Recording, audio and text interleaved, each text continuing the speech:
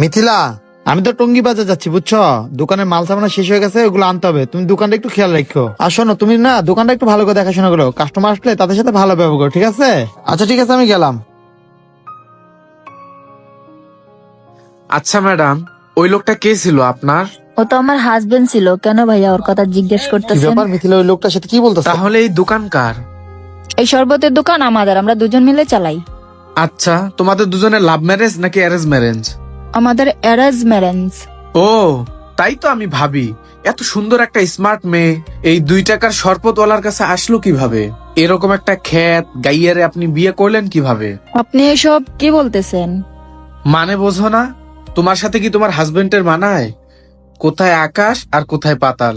এত সুন্দর একটা চেহারায় কি সব ড্রেস আপ পরছো তুমি? দেখো, তোমাকে তো এসব ড্রেস আপে মানায় না। বুঝতে পারছি, তুমি তোমার হাজবেন্ডের